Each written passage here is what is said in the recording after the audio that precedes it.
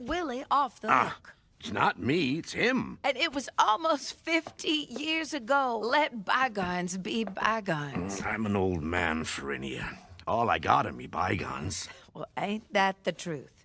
What can I get you, Poto? I'll take the Torboro special.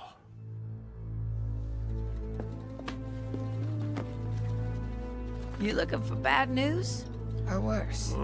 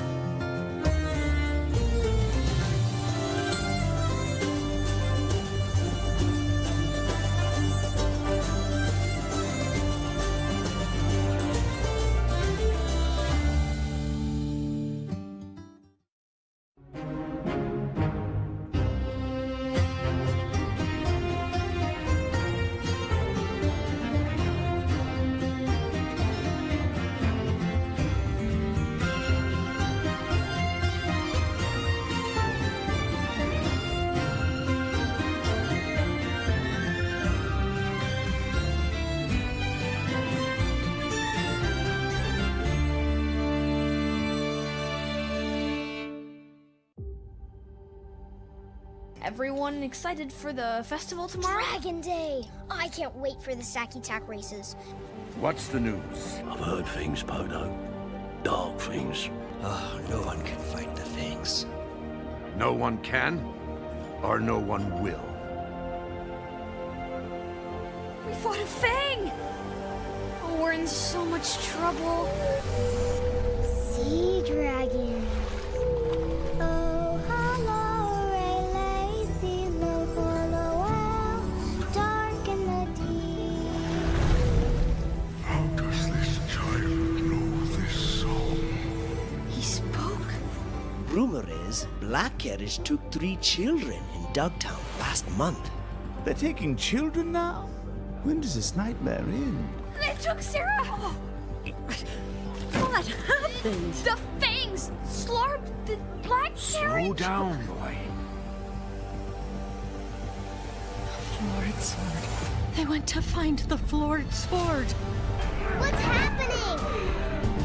Wiggity, I'm so before. Run off the oar. Pete? Oops, Arthur Wingfeather. Protect him, Arthur. Who is Espen Wingfeather? Husband. Was your father? No one gave orders to arrest you all. Zest my wagon of the road. Arrest us? The children too? Fernia said the Black Carriage is coming tonight. After that, We'll never see Mama and Grandpa again. Agate Loaf won't save you. Not when we know about the jewels of Anira. Why does the Mighty One continue to seek these jewels? Would you question the wisdom of Nag the Nameless? The whole garrison of Fangs is coming. You have to go. Hide. Run. what are the jewels of Anira?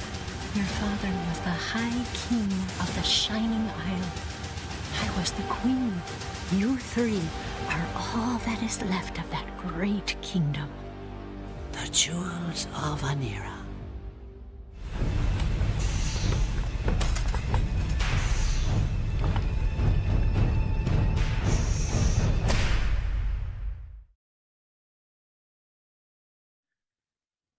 Hey everybody, Chris Wall here, executive producer of Wingfeather Saga, the animated series. Hey everybody, Andrew Peterson here. I'm in a truck. I'm the author of the Wingfeather Saga and one of the executive producers, and we're glad that you're here. I'm in a truck because I'm on tour right now, and this is the quietest place I could find. Andrew, okay, so today we were so excited to reveal this music video from a song that you wrote but a lot of people still think of you as the author first, and not as this amazing singer-songwriter who's on tour right now. Is that still happening to you? Do you have fans still like, wait, you sing songs? Yeah, it's funny. There will be people who come to the shows with their books, and they're like, "Yeah, we had no idea that you did music. We were just online and saw that you were going to be in concert," and they come to the show. So it's funny. And then a lot of people who come to my concerts, they're there for the music, not the books. So it's a funny mashup. That's great. Well, you're on tour with Behold Lamb of God, the Christmas tour, which is beautiful and awesome. And thank you for taking a minute to hang out with us. We are going to talk tonight about this amazing song, My Love Has Gone Across the Sea. But before we jump into that, we have Jodi Benson going to join us here in a minute, who's the voice of Nia. Can't wait to roll that out. But first, so many of you have been excited about Wingfeather Saga merch and the online official store, wingfeathersaga.com/store, has all this cool stuff, new stuff like every day. So I can't even describe all the things, Andrew. There's plush. I think the figurines are officially in stock now. Yes. Cannot wait to get mine. That's so exciting. Yeah, they're shipping them by air across, and then they're getting them out to folks really fast. But every time that you buy merch from us, you're helping to make our show. It's amazing. And Andrew, I think we talked about this last time we were together, but the Wingfeather Saga fans are by far the most generous with Pay It Forward. So the show, as you all know, is free to watch at Angel Studios. And if you like what you're seeing, we ask you to help support it so we can continue to make more seasons to tell the whole story. And you guys have. And thank you for that support. We're kind of like, I was just listening, local NPR was doing a little pledge drive, and that's like us, right? Like we did this amazing programming. And if you like it, go support it. And thank you for doing that. And I hope more can join because we are ready to jump hard into completing season 2, as well as season 3 is on us. We watched the animatic for the first episode already. So excited. Season 2, in case you're wondering, is coming to you in spring of next year. Very excited about those plans. We'll talk a lot about that in the new year. For now, we're just telling people more and more about season 1. We keep finding fans of the books and others who just haven't found the show yet. And so we're doing a lot of work to get that out there. But yeah, so today happens to be the last day to order from the store and get it in time for Christmas with regular shipping. If you want to do 2-day stuff, you can order on the a little bit later on the 18th. But today is the last day. So if you want to grab some stuff, go get it. Yes. Andrew, let's jump into this song. My Love Has Gone Across the Sea. This is kind of a quintessential Andrew Peterson happy sad song. Tell us about where the song came from and kind of what you were inspired by to get into it. Yeah. Well, one of the things I loved about writing the Wingfeather Saga was the occasional songs that show up in there.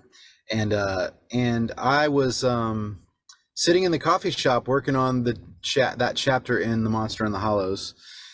And several times, like all of the songs in the books were just me sitting there going, it seems like maybe there ought to be a song here, because sometimes I'll mention that Lily's singing a song or somebody's singing, but there's no lyrics. And sometimes I would actually have, the energy to dive in and try to actually write something. So I just kind of made something up off the cuff. I was like, oh, here's something that would be fun for her to sing, and didn't think a whole lot about it. I was just like, here's some verses.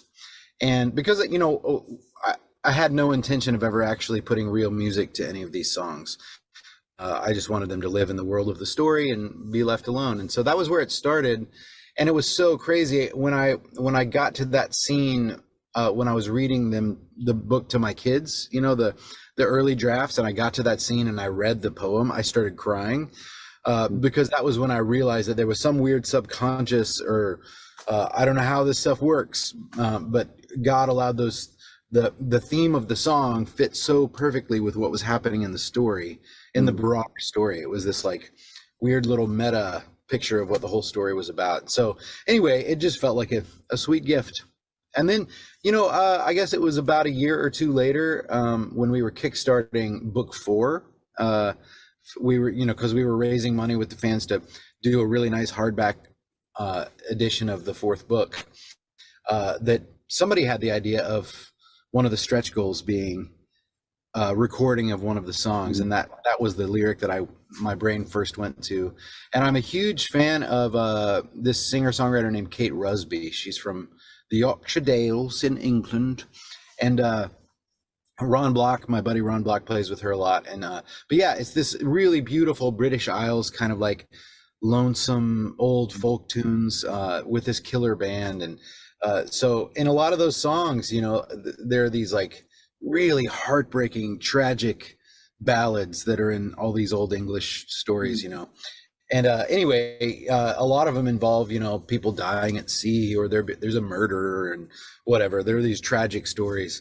But I was like, yeah, I want to try to make it like one of those songs, you know, where it's really heartbreaking and sounds kind of like a windswept cliff kind of ocean view. And with the twist that in this song, I wanted it to be not that, you know, this person is left behind and, you know, the husband sails off to sea and the wife is just kind of pining for him. I thought, what if she was discontent to just wonder how he was, and think, if he's in trouble, I'm going to go find him. I'm going to go bring him home if I can. And anyway, that kind of gave me the idea for making it sound like the kind of Irishy ballad. Trying to remember what the next part of the story was. Well, so I know for me personally, it was going to the book release party at Parnassus here in Nashville. Yeah. And you had this amazing squeezing people in, people standing outside. It was crazy. And you got up there and with young Sky Peterson, who was 11 at the time, played this song live. And we actually have that clip of you guys. So if you don't mind, we'll throw that up here real quick. Here we go. Check this out. Love has gone across the sea to find a country far and fair. Sailed into the gilded west, and lo, my heart will never rest till my love returns to me, or I set out to find him there. So good. Wow. Yeah, Sky is so cute in that. And I remember being very nervous. My friend Bethany played violin on it, and she had only heard the song the day before. So we just like threw it together really quickly so that we could play it at that book release event at Parnassus. And anyway, yeah, Sky was just adorable. And I don't think she can sing that high anymore. She's a woman now, you know. But anyway, yeah, that was the beginning of that. And then I think after that, I recorded it because I had a kind of a greatest hits CD coming out that the label was releasing, and I thought, oh, that's a good, nice little place for a B-side like that to live. And so Sky sang on it, Ron Bach played guitar, Stuart Duncan played fiddle, and Jeff Taylor played accordion. We had this really pretty acoustic version of that song that showed up on, which you can hear if you look it up on iTunes or Spotify or whatever. But then, well, that gets us to 2014. You and I started talking and got serious about like, what do we do? Yes. I remember the discussion being, what should our main theme be? Like, what's our Star Wars? What's our thing? And you're like, I think it might be this melody. And so we started talking about like, we do want just that version of it, just like the current guitar. And the idea was, well, what if we did like a cinematic, like something that's like, felt like it was out of a movie, right? And so Kurt Heineke got after it. And then our friend Brent McCorkle. So Brent is a brilliant filmmaker that I had worked with. He'd done some editing with me and on some other stuff. And he just recently directed Jesus Revolution this last year. So he's continued to be a brilliant filmmaker. But he was like, hey, let me take a whack at that. And he did this brilliant kind of epic cinematic version that then Keith Lango, this was actually pitch materials. Tom Owens had done some character designs that were rough, and we were like, we'll use this as like our sizzle reel when we go to pitch the show. And so we did this map flyover, very Lord of the Rings inspired, that we flew over your map that you had designed and made this cool thing. So we actually have this clip this would have been 2015, probably early 2016, I think was when this came. Yeah, just to be clear, I did not draw this map. This was Justin Gerard hand painted the map. Absolutely. So, yeah, and then Keith made it 3D, and it's so cool. I geeked out. Yeah. Okay, so check this out. Here's this cool map and cinematic version.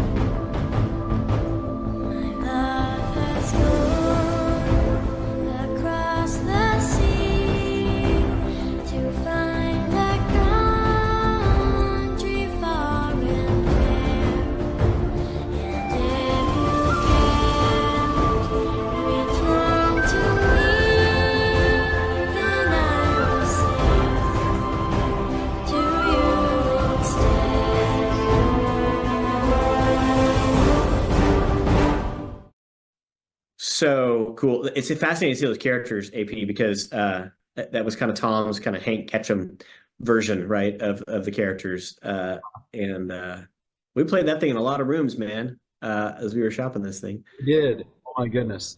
Yeah. I just remember like something about the way Kurt Heineke took Sky's vocal and the general melody and built this like really epic thing, which was, that's the thing that I want people to get when they see this show or they read the books, like that there is this is a big story, you know what I mean? And like seeing that map fly over, I was like, oh my goodness, it feels as big as I wanted to feel. It was so cool. And that melody works as a cinematic kind of theme. It totally worked. Yeah, absolutely. Yeah. I couldn't believe it. So then we started talking. We knew that was like the theme we'd use in the show for different big moments as the series came to life, starting in 21. And, then, of course, we started releasing that in 22.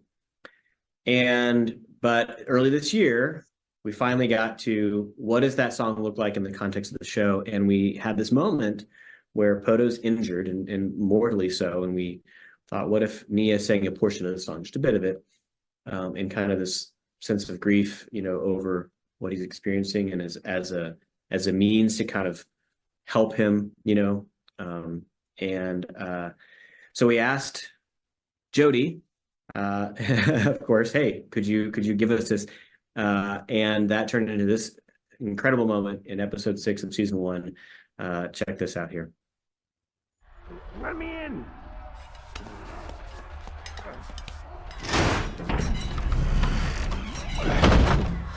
Are you hurt? I'll be fit for a frolic soon as I catch my breath. There must be 100 fangs. 200, I'd wager. Now, come over and give your old Poto a swig of that brine. Lily, my pack, quickly.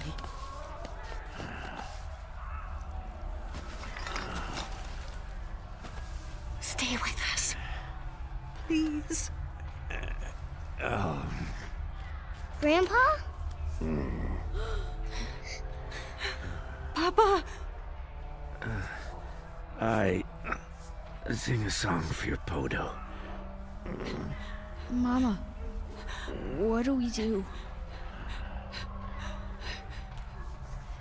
My love has gone across the sea to find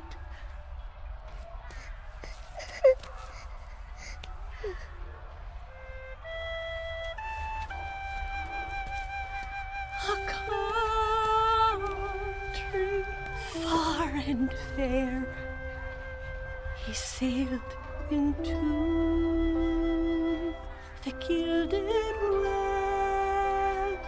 And though my heart will never rest until my love returns to me, or I set out to find him there.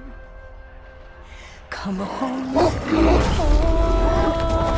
sing to thee, my love, come home and rest thy head. I'll watch for There's just too many of them, boy. the winter long and sing for you a summer song. And if Courage, Arthur. return to me. Well, if this is the end, let's make it good. Everybody, please welcome Jodi Benson. So good to see you. Hey, wonderful to see both of you. This is fun. This is how we get to see each other through this That's right. Zoom. That's right. That's our life, man. It's great to have you, and what an amazing performance you gave to that song in the show. It just absolutely stole people's hearts. We've heard from so many fans having watched season 1 that were like, "What was that?" Congratulations. Well, it's a group effort. It's a group effort. You know, it's Andrew's amazing song, your incredible direction, all the animation team. It's everybody. It's definitely a group effort. It's a great moment in that such a wonderful climax to that first season, isn't it? Yeah, just did everything right. All the bells were ringing. It was so great. So thank you. You were really intent when we were in the booth making this, and a lot of fans have commented on this, just how special it made it, making it a character performance. That it wasn't just you singing, you have a beautiful voice, but it was also being Nia. Right. In the song. Talk about where that came from. Yeah, that's the only way storytelling works through song, is if you can completely delve into the character. And you know, it's always a little bit tricky when you're in a recording studio and you know, John's in the booth and I'm in a little studio by myself creating the entire world around me with all of your help as a staff and a team that has gotten me to that moment of what's actually happening. And so you really do have to throw yourself into the environment when it comes to animation, especially because you have nothing really to work from except the words on the page. So I knew the only way this song was going to work was if I could understand where Nia was during all of these moments, again, without any really helpful visual aspects. And that's the exciting thing about storytelling. And when you don't have a whole lot to go off of, but it lets you kind of delve in there with your imagination, with your heart, with your spirit, and completely engulf yourself in that moment. And it's such a beautiful song. When you have an incredible song with really heartfelt lyrics, it makes my job so much easier. So it was, beautiful. Yeah, I mean, it was hard. I mean, obviously you get very, very emotional and you do a few passes but with all of you around me kind of directing, guiding, molding, shaping, we found the right heart, I think, for the song and for that moment, you know, within the series. And, you know, for folks that don't know that, of course, voices come first. And I think it's so important that you are out in space, you know, that you're not, well, they get to experience it at the end and all these visuals to support it, but you set the foundation of all of it. And that's unique to animation. Obviously, you've had a long career doing this, invoking character and so much into your voice, right? Very simply. Right, and it's always been a challenge, you know, even though I've been doing this for, you know, close to 40 years now, it is still challenging. It's challenging when you just have the words on a piece of paper. Yeah. But when you have your director and you have your composer and we have our author, we've got the whole team. All of you are so integral into feeding and creating what I'm going to be living in that moment.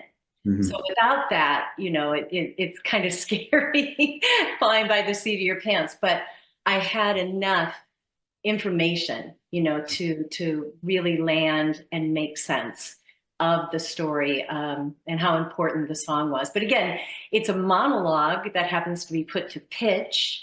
And so you've got to tell the story. That's the most important part. There are notes that aren't going to be perfect. There are notes that are going to be pitchy. There are notes that are going to be too breathy.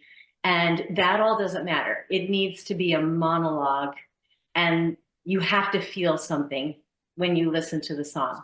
And so it doesn't need to be perfect, but it does need to be perfect for Nia and exactly what's happening in that moment. Wow. Wonderful. I just love, like, the imagination is such a powerful thing, isn't it? That you could be in that booth and you in your mind are picturing something and feeling something and imagining something. Somehow that makes its way through all of these microphones and electronics into the hearts of these people sitting at home. And I'm just amazed by it.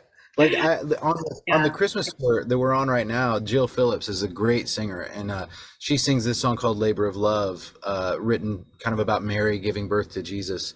And this year, she's been singing it for 2 decades on this tour.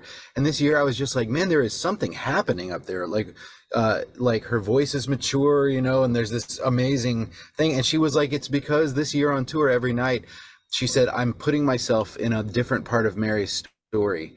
And she's imagining, it was so interesting. I didn't know she was doing this, but I was like, there's something about her imagination, the way she's putting herself in Mary's story, that is communicating something new to the audience, which is exactly what you're doing. Right. And then that makes you feel something. And that's what we need. We need connection with the audience. If we don't have connection with the audience, it's empty words. It's like an empty song. It's just notes coming out of my mouth.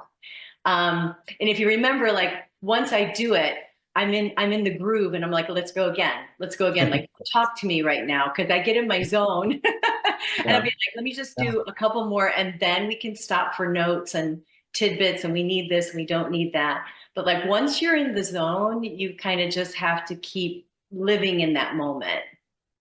That's so good. Well, there was a lot of amazing moments in season 1, Jodi, that you brought to life. This was kind of this amazing song at the end of it. But are there other highlights for you that kind of stand out as part of that journey in making season 1? Oh my goodness. Well, I love going to the studio. I mean, every time that we get together, it's so much fun. I mean, it's playtime, and I love being in the studio. I love animation. I really do. It's so freeing. And you can make a fool of yourself, and you can make a million mistakes, and it just doesn't matter. And it's so freeing that you don't have that in a lot of your regular life, where you can walk into a room and make a bunch of mistakes. Don't get a do-over. Not get in trouble, or lose your paycheck. But when I'm in the booth, especially with animation, there is something about it when I get behind the mic that I just go there. I go into the world. I go into the script. I am fully invested, and I have detached from Jodi sitting in the booth. That's why I don't take a lot of breaks. I don't need to. I'm like, let's just go. Let's just do our 4 hours. And I know everybody else has to use the restroom and get something to eat or drink. But I'm kind of like, I'm there, and I'm fully committed. So let's go. I learned, for the folks at home, I learned to bring my snacks and water before the sessions, because I didn't know this first couple of times, and I was like, when she starts, there's no stopping. And I forget that there's a whole bunch of other people going, oh my goodness, I would really like to have a glass of water, maybe a little bite of food. And I'm like, oh yeah, that's right. There's other people. It's not just me. Were there other? So for folks that don't know, we in our show do record separately with each of our actors. We don't get to be in a room together per se. Maybe in the future we can do that. But there are certain characters that you're interacting with. Obviously, kind of imaginatively interacting with. Were there favorite characters to interact with for you? Oh gosh, Poto and my kids are just precious, and Chris, you do a great job of playing all of them, by the way. Chris plays all the parts, and but I believe it. I believe when he's reading, when you're reading with me as Poto and each one of my children, it's completely believable. And I forget that it's you. You know, I'm all in. I'm all in. So I love those relationships. The father-daughter relationship, the mother-child, really, they're just magical moments for me. Were there parts of Nia that were natural to you that you're like, oh, that's me, and you could connect with? Yeah, you know, being a mom, of course, our son's 24 and our daughter's 22. But you never forget parenting at all those different stages and all those tender moments and relationships and moments of guidance and direction and strength and communicating strongly, you know, with a child. Thankfully, when you're in animation, everything that's part of you throughout your whole life comes to the table with you. And that's wonderful. You know, you've got this whole tank of wonderful information that's going to come out of you when you're in the studio, and it's there, and maybe you're not even prepared, but it's in there. You know, who you are as a person is going to come out in all these different facets when you're behind a mic. They kind of surprise you sometimes, you know, the emotion that comes up with it.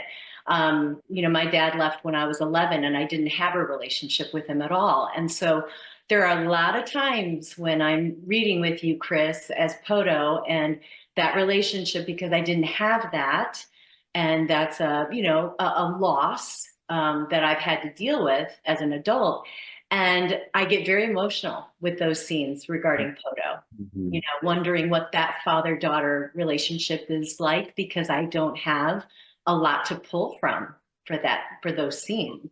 Wow.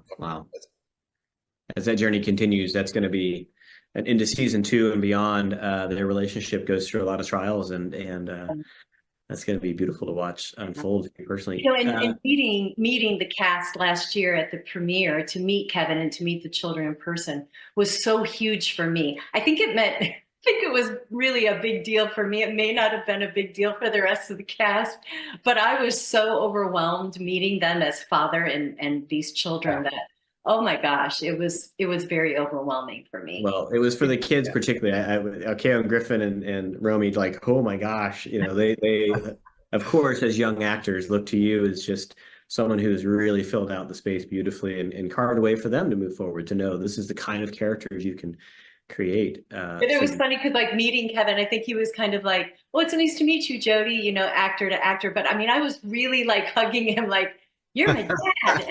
I think I kind of freaked him out a little bit. I was like, oh, yeah, that's right. We're supposed to be cool. Like, you're a professional, you know, actor, and I'm an actor, you know, I'm a grown up. You know, I'm not your little girl. I remember like thinking when I saw all of you guys up there together in person, just what a blessing it is that this cast came together. Everybody is so perfect for their roles, you know what I mean? It was like, that doesn't always happen. Yeah, it took a lot of work to get there, but when I saw everybody assembled, it was like, oh, I can't imagine it any differently than this, you know? Right.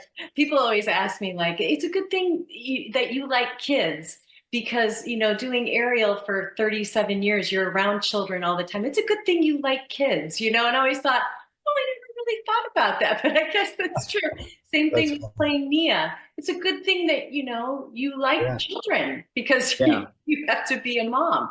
You had this Ursula moment. Get out of here, you little wretch. That's right. You know. Hey, so let's talk about accents, because you're talented with so many accents.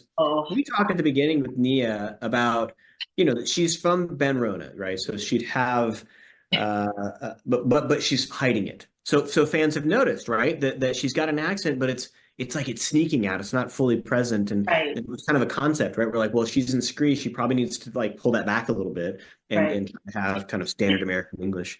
Talk about that journey of finding that accent, and then, you know, all the way through, including in the song.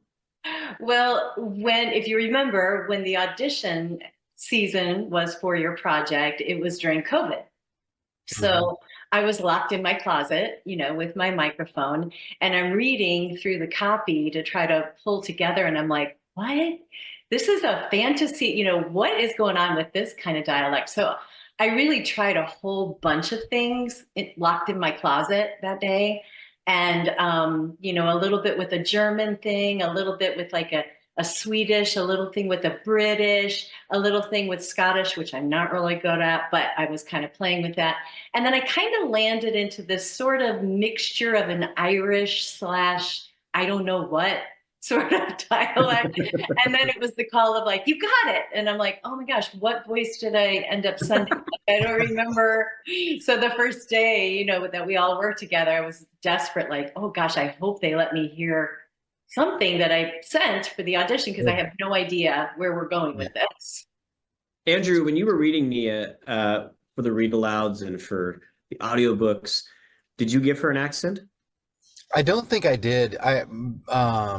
No, I wimped out on the audiobooks with her. I gave Poto a pirate accent, and I gave, when she gets to the Green Hollows, I gave them that accent. But a lot of the characters that talked a lot, I was like, that's signing up for a real commitment over the course of more than 1,000 pages of maintaining an accent. Because, you know, there's this accent drift that happens. I'm sure you've experienced. Right. Where my kids, when I was reading it aloud to them, they would raise their hand and be like, "That you're using the wrong accent, Papa." And I have to go back and fix it.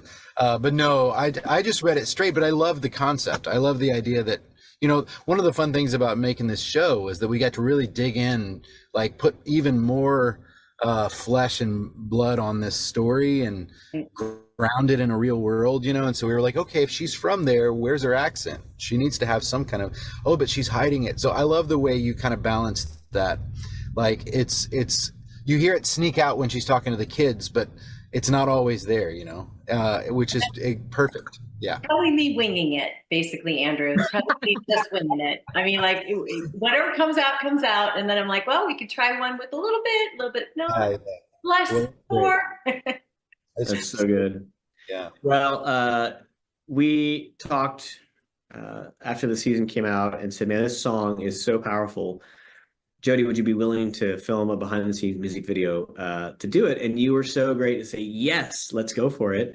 And so we have put this together. We're so excited about it. So without any further ado, ladies and gentlemen, we present My Love Has Gone Across the Sea featuring Jodi Benson, music video. Check this out.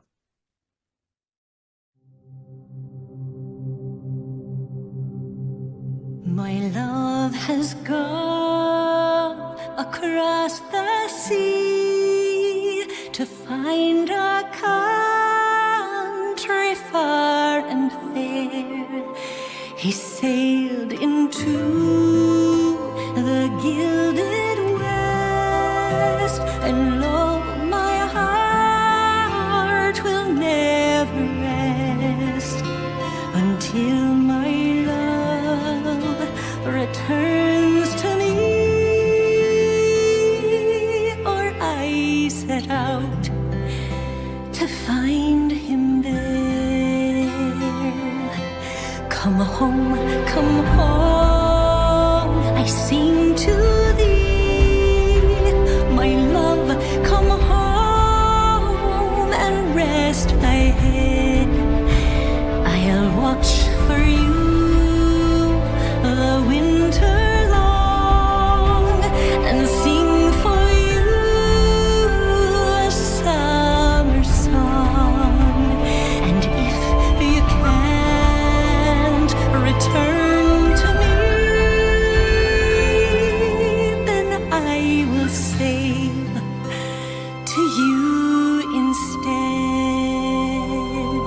Through towering and shriek of gale, I'll aim my vessel ever west and steer it by the cord that bound my heart to yours until you're found. And should you find my body pale and wrapped upon the lonely shade, rejoice, my love, and call me blessed. In death, my love, I loved you best. Rejoice, my love, and call me blessed. In death, my love, I loved you best.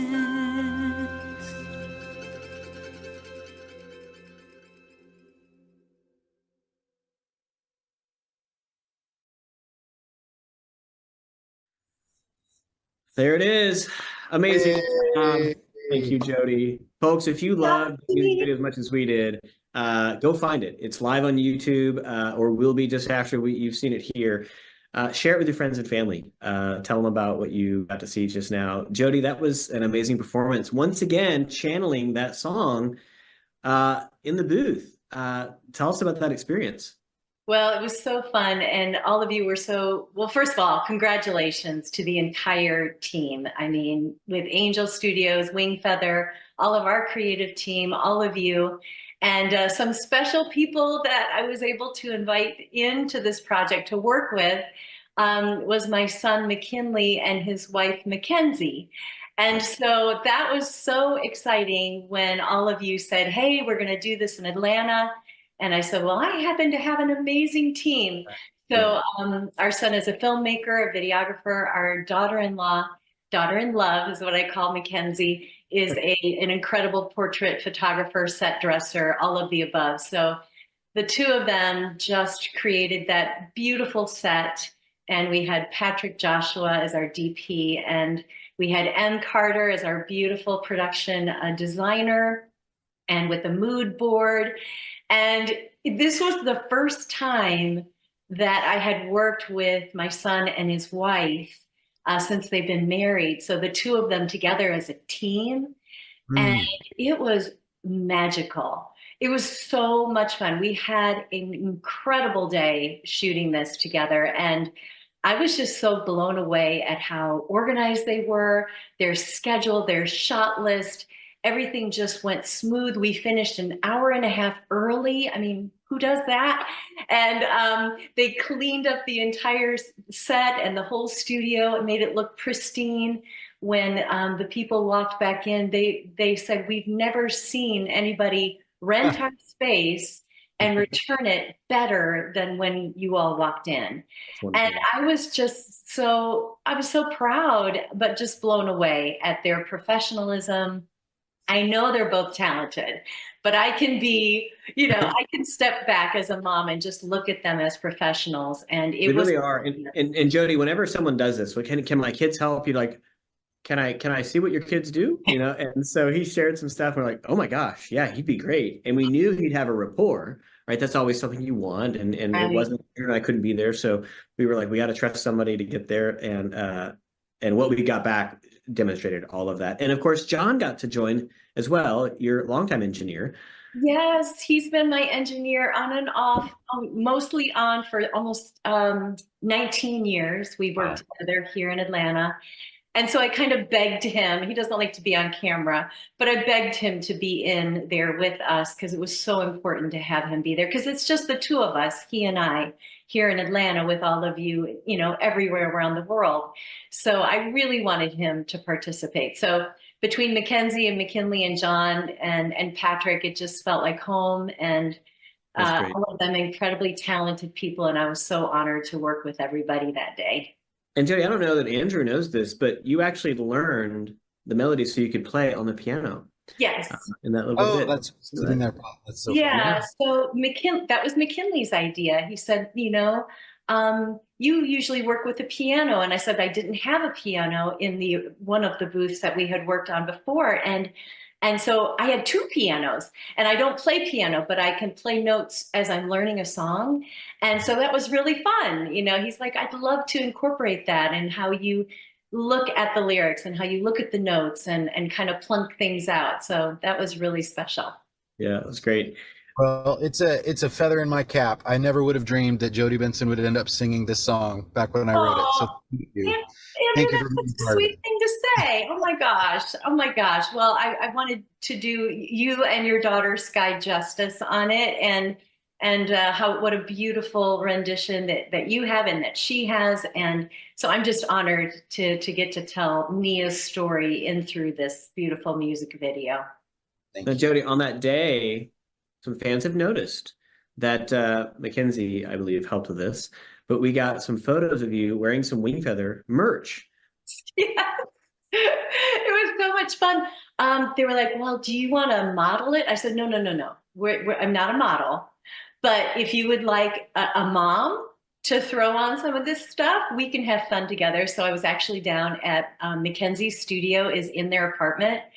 And so we had so much fun with M. Carter and Mackenzie and me while McKinley was setting up the other studio. And it was so much fun. Got to wear all the. Did you have a favorite item that you tried on that you're like, oh my gosh? Oh yes, I really like the.